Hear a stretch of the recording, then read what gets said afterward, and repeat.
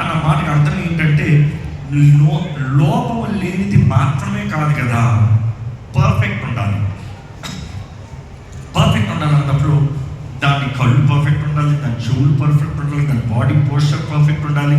Dogs కాంపిటీషన్లో చూసారా, perfect ఉందని చూస్తారు. ఒక్కొక్క ఏమో కరెక్ట్గా ఉందని మాత్రం అంటే ఏదో బాగుందా అని మాత్రం కాదు, కానీ అన్నీ కరెక్ట్గా ఉన్నాయా. సో గొర్రె పిల్ల పర్ఫెక్ట్ ఉండాలి. ప్రతి ఒక్కరు లోపము లేని గొర్రె పిల్లని వారి ఇంటి వారి ప్రకారం, ప్రతి ఇంటికి ప్రకారం ఒక గొర్రె పిల్లని కానీ ఒక మేక పిల్లని కానీ వారు తెచ్చుకుని ఇంట్లో పెట్టుకోవాలి. ఎన్నో తారీఖున చెప్పండి? 10వ తారీఖున, 10th of Nisan. సో ఇదే ప్యాటర్న్లో ఇక్కడ ఎక్స్ప్లెయిన్ చేయాలంటే యేసు ప్రభు కూడా యెరూషలేముకి వెళ్తాము అన్నదప్పుడు చూస్తే that is exactly the 10th of Nisan. Nissan 10వ తారీఖున ఆయన యెరూషలేములోకి వెళ్తున్నాడు. ఎందుకు యెరూషలేములోకి వెళ్తున్నాడు? ప్రతి ఒక్కరు గొర్రె పిల్లని ఎక్కడ తెచ్చుకోవాలి? వారి ఇంటికి తీసుకురావాలి.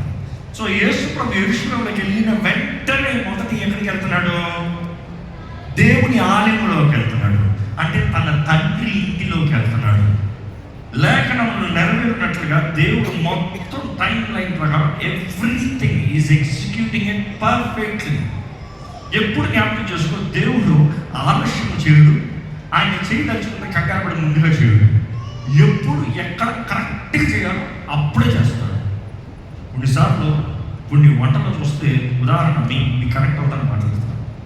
కొంత ఎక్కువసేపు మరగబెట్టకూడదు, తక్కువసేపు ఉంచకూడదు, కరెక్ట్గా పెట్టాలి. ఇదే ఇంకా ఈరోజు ట్రైన్ తగినట్టుగా చెప్పాలంటే లెట్స్ టాక్ అబౌట్ పిజ్జాస్. ఎంతసేపు పెడతాం టైం? ఎక్కువసేపు పెట్టాం ఏమవుతుంది?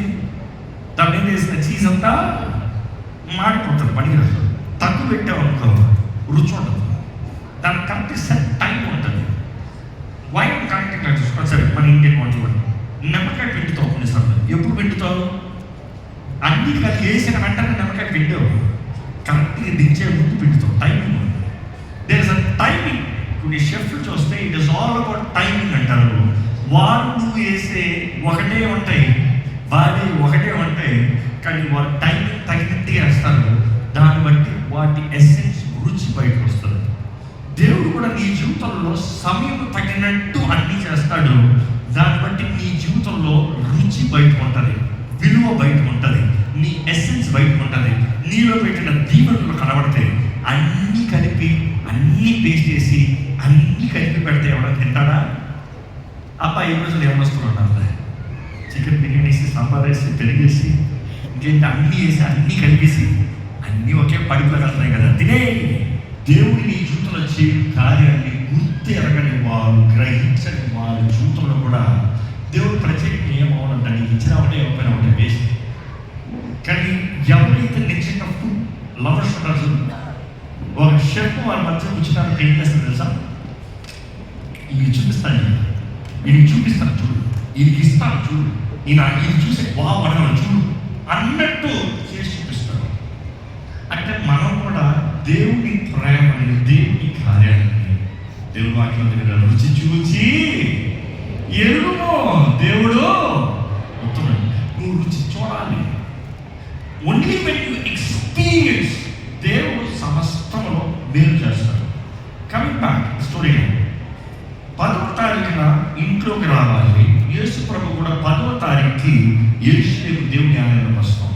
10వ తారీఖుకి నిర్గమకాండం 2:12 అధ్యాయం చదవండి. టైం తక్కువ ఉంది కాబట్టి జస్ట్ గోయింగ్ ఫార్వర్డ్. కానీ అక్కడ చూసినప్పుడు వారి ఇంట్లోకి తెచ్చిపెట్టుకుంటాం ఒకటైతే, ఇంట్లో పులిసినది ఉండకూడదు.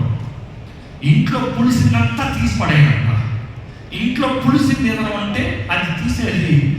ఈరోజు కూడా యూదులు ఈ పండుగ ఆచరిస్తూ వారు పులిసింది ఏం చేస్తారు తెలుసా?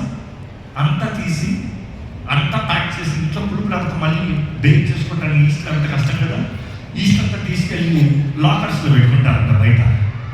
బయట లాకర్స్లో పెట్టుకుని పండుగ అయిన తర్వాత మళ్ళీ తీసి లాక్ పెట్టుకుంటారంట. దేవుడు అంటాడు ఇంట్లోనే మనపడతారా బాబు తీసేంటారా అంటే మనుషులు ఏమంటారు తెలుసా?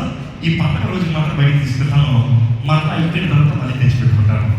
ఈరోజు చాలా మంది విశ్వాసం జీవితం కూడా అంటే పాపాన్ని విడిచిపెట్టి నీలో పులిసింది కుళ్ళింది తీసేయి అంటే దేవా ఆదివారం తీసి వారంలో బయటికి వెళ్ళిన తర్వాత మరలా తెచ్చి పెట్టుకుంటాను.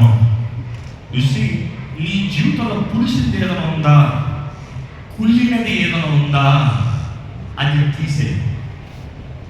సో 10వ తారీఖుకి గుర్రపులను తెస్తాం మాత్రం కాదు, 10వ తారీఖున నీ ఇంట్లో పులిసినది ఏం లేకుండా చేయాలి. అదే ఇంకా దేవుడు కూడా ఆలయంలోకి వెళ్తాం మాత్రం కాదు, ఆ 10వ తారీఖు వెళ్ళిన వెంటనే లూకా సువార్తలో చూడండి, మార్కు సువార్తలో చూడండి, మత్తయి సువార్తలో చూడండి, ఆయన వెళ్ళిన నేరుగా యెరూషలేము ఆలయంలోకి వెళ్ళాడంట.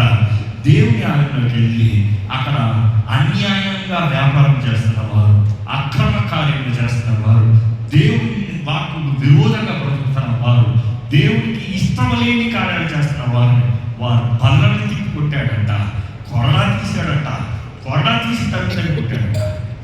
అబ్బా అంటే ఏం చేస్తున్నాడు?